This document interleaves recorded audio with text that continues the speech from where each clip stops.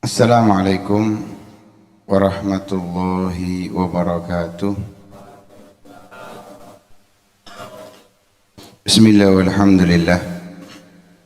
Wassalatu wassalamu ala rasulillah Sayyidina wa maulana Muhammad ibn Abdullah wa ala alihi wa sahbihi wa man walah wa la hawla wa la quwata illa billah. Subhanallah walhamdulillah wa la ilaha illallah Allahu akbar wa la hawla wa la quwata illa billahil aliyyil azim adada kulli harfin kutiba aw yuktabu abadal abidin wa dahrad dahirin. Subhanaka la ilma lana illa ma 'allamtana innaka antal alimul hakim. Nawina ta'alluma wa ta'lima an-naf'a wal intifa' wa tadhakkura wa tadhkira wal ifadata wal istifadah والحث على التمسك بكتاب الله وسنة رسوله والدعاء إلى الهدى والدلالة على الخير ابتغاء وجه الله ومرضاته وقربه وثوابه سبحانه وتعالى. Melanjutkan pembahasan kita di dalam kitab Risalatul Jami'ah. Kali ini membahas tentang di antara syarat-syaratnya berjamaah. Al-Habib Ahmad bin Zain Al-Habsyi menyebutkan wala tasihhu salatu khalfa kafirin wa imra'atin wa khuntha. Tidak sah salatnya seseorang yang menjadi makmum terhadap imam yang memiliki salah satu daripada tiga sifat. Ini diantara yang disebutkan, yaitu yang pertama kafirin, imamnya kafir, baik kafirnya jelas bukan beragama Islam secara zahir dan batin, atau kafirnya nggak jelas, diibaratkan zindiq. Zindik itu munafik. Secara zahir dia melakukan amaliyahnya Islam, tapi di dalam batinnya dia mengingkari kewajiban, mengingkari apa yang diperintahkan oleh Allah Subhanahu wa taala. Ini namanya zindik. Lah, seorang muslim gak akan sah sholatnya ketika dia menjadi makmumnya orang yang kafir. Begitu pula yang kedua imro'ah. Tidak sah seorang laki-laki menjadi makmumnya perempuan. Jelas Nabi SAW bersabda, ma aflaha qaumun wallau amrahum imra'ah. Tidak akan sukses suatu kaum kalau yang memimpin mereka adalah seorang wanita. Di dalam sholat juga demikian, dalam rumah tangga demikian. Kalau dalam rumah tangga aja nggak akan sukses kalau yang menjadi pemimpin perempuan, kalau dalam urusan dunia aja nggak akan sukses kalau yang menjadi pemimpin perempuan, apalagi urusan sholat. Nggak sah seorang laki-laki menjadi makmumnya seorang wanita. Dibalik, boleh wanita jadi makmumnya laki-laki. Itu yang pantas, itu yang sesuai.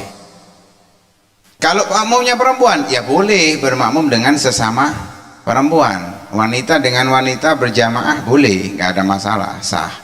Tapi kalau seorang laki-laki tidak boleh menjadi makmumnya perempuan. Lah ini yang sering terjadi. Kadang-kadang karena anaknya masih kecil, padahal sudah tamyiz, disuruh jadi makmumnya. Ini nggak sah sholatnya anak tersebut. Lah kalau si ibunya tadi niat imaman juga sholatnya nggak sah. Kenapa? Dia niat berjamaah sedangkan dia sebetulnya hukumnya sholat sendiri. Nggak sah. Nah, karena itu perlu diperhatikan, ketika punya anak yang sudah tamyiz nggak boleh jadi makmum. Nggak boleh jadi makmum. Anaknya laki-laki yang sudah tamyiz nggak boleh jadi makmum. Kemudian yang ketiga, sifat yang ketiga, orang yang punya dua alat kelamin. Seorang laki-laki tidak boleh menjadi makmumnya orang yang punya dua alat kelamin. Nggak boleh, nggak sah. Kenapa? Karena ada kekhawatiran, kecondongan kepada perempuan. Kecondongan kepada perempuan. Nah, maka hukumnya sama dengan laki-laki menjadi makmumnya perempuan. Begitu pula tidak sah sesama orang yang mempunyai dua alat kelamin. Dua orang punya dua alat kelamin, sholat berjamaah nggak boleh. Sholat sendiri-sendiri. Kenapa? Karena ada kekhawatiran yang jadi imam lebih condong ke perempuan, yang jadi makmum condong ke laki-laki. Nggak boleh. Tapi kalau perempuan menjadi makmumnya orang yang punya dua alat kelamin, nggak apa-apa, nggak ada masalah. Tentunya dengan cara sholatnya orang yang punya dua alat kelamin sesuai dengan aturan ilmu fikih. Lah, ini sebagian yang beliau sampaikan di dalamnya mengandung banyak makna. Kenapa kok nggak sah seorang muslim menjadi makmumnya orang kafir? Karena orang kafir itu bukan ahliya lil ibadah, nggak ada kepantasan di dalam ibadah. Sebab semua syaratnya ibadah pasti di situ adalah diawali dengan Islam. Apapun ibadahnya pasti diawali dengan Islam. Oh, berarti kalau orang Nasoro atau orang di luar agama Islam bersedekah nggak sah sedekahnya. Loh, sedekah berbuat baik nggak ada masalah. Tapi kalau mau niat dapat pahala dari Allah, wa man yabtaghi ghairal islami dinan falan yuqbala minhu wa huwa fil akhirati minal khasirin. Adapun ibadah yang secara badaniah, puasa, zakat, haji, kemudian sholat, ini nggak sah dari seorang yang kafir. Maka ketika kita menjadi makmumnya nggak sah. Sebab juga ini menjadi tanda di antara syaratnya sholat. Kalau kita mempelajari di dalam kitab Safinatun Najah atau di kitab-kitab yang lain disebutkan an la ya'lama butlana sholati imamihi bihadatsin au ghairihi. Makmum tidak boleh mengetahui batal sholatnya imam. Si makmum tidak boleh mengetahui batal sholatnya imam. Batalnya dengan apa? Dengan hadas. Hadas itu ya kentut, kencing, ya, atau istilahnya nggak punya wudhu. Baik hadas kecil ataupun hadas besar, nggak sah. Ketika kita tahu oh imam kita ini berhadas, maka sholat kita nggak sah. Begitu juga dengan kufrin bihadatsin au ghairihi. Selain hadas apa? Kufur. Imamnya kafir, nggak sah. Ketika kita mengetahui imam yang menjadi imam itu adalah orang kafir, maka nggak sah walaupun cara sholatnya sesuai dengan apa yang diajarkan Nabi Shallallahu Alaihi Wasallam. Lah andai nggak tahu, kita sholat menjadi makmumnya, nggak tahu. Setelah salam ternyata imamnya tadi ini nggak punya wudhu.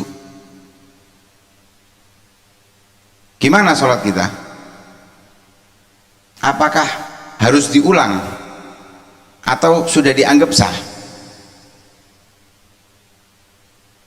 Atau setelah salam ternyata imamnya ini kafir, sholatnya sah apa harus diulang?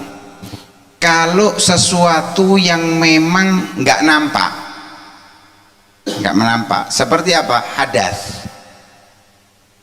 Hadas itu nggak nampak. Ini kita yang hadir, kita nggak ada yang tahu satu sama lain mana yang punya wudhu, mana yang nggak punya wudhu. Husnudonnya hadir majelis punya, tapi biasa lek khol itu kan hadir majelis. Lek wayahe sholat kupunan jeding kabeh apa enggak? Kupunan jeding kabeh. Apa tanda kalau tadi enggak punya wudhu? Lah kita nggak tahu satu sama lain, mana orang yang berhadas, mana orang yang tidak berhadas. Mungkin ada yang hadir majelis dalam keadaan junub, ada mungkin, bisa jadi. Nabi pernah terjadi seperti itu. Nabi SAW mau sholat, ingat kalau masih dalam keadaan junub, masuk ke kamarnya, ke rumahnya lagi, mandi. Nabi SAW. Kenapa? Memang nggak kelihatan orang junub atau nggak kelihatan orang yang berhadas atau tidak, nggak kelihatan. Karena itu ketika kita setelah salam tahu ternyata imamnya ngomong, ya Allah aku mang dorong wudhu, gimana? Nggak wajib mengulang. Sholat kita tidak wajib mengulangi. Kenapa? Sudah sah. Atau imamnya ternyata setelah salam ngomong, saya ini agama saya Kristen, gimana sholat kita? Harus diulang. Kenapa? Karena imam ini adalah orang yang mestinya kita tahu agamanya, sebab agama ini bukan sesuatu yang samar, yang zahir. Kalau najis yang khafiyah, yang memang nggak nampak kecuali diteliti baru kelihatan, itu nggak masalah, sholat kita tetap sah. Tapi kalau yang zahir, yang jelas, ya sekiranya orang ngelihat itu, neliti sedikit kelihatan, ya maka ada perbedaan di situ. Ada yang mengatakan harus ngulangi, ada yang mengatakan enggak. Ada yang mengatakan harus ngulangi, ada yang mengatakan tidak. Atau setelah salam ternyata imamnya perempuan, kayak wis lanang, rambutnya potongannya lanang ya, kemudian gayanya wis stylenya laki ya, mungkin karena ada kelainan kecenderungan gayanya laki, sehingga karena fasih bacaannya, suaranya seperti orang laki, digongkon tadi imam. Ya wis sholatnya nggak sarung, nggak tahu atau nggak gamis ya misalnya, ini imami setelah salam ngomong, aku iki wedok loh, gimana sholat kita? Maka harus diulang. Kenapa? Ini sesuatu yang mestinya nampak, ini keteledoran daripada makmumnya, harus mengulang. Begitu juga ada yang paling penting, ini yang paling penting dan sering terjadi, ketika kita menjadi makmumnya orang yang ummi. Disyaratkan untuk menjadi nggak boleh seseorang bermakmum kepada orang yang ummi. Apa itu ummi? Ummi itu nggak bisa membaca Fatihah dengan benar, baik secara keseluruhan atau sebagian, bahkan walaupun hanya satu huruf. Ada imam nggak bisa baca ro karena pelat. Karena pelat nggak bisa baca ro. Kita jadi makmumnya gak sah. Kita yang bisa ro gak bisa jadi makmumnya. Kalau kita kita bisa membaca Fatihah dengan benar, tidak boleh menjadi makmumnya orang yang bacaannya Fatihahnya tidak benar atau kurang benar. Baik kurang benar itu karena memang dia belum belajar atau memang nggak bisa, sebab tadi pelat dan yang lain sebagainya, maka kita nggak boleh jadi makmumnya, kecuali kalau podo pelati dan jenis pelatnya sama, podo gak iso roe ya.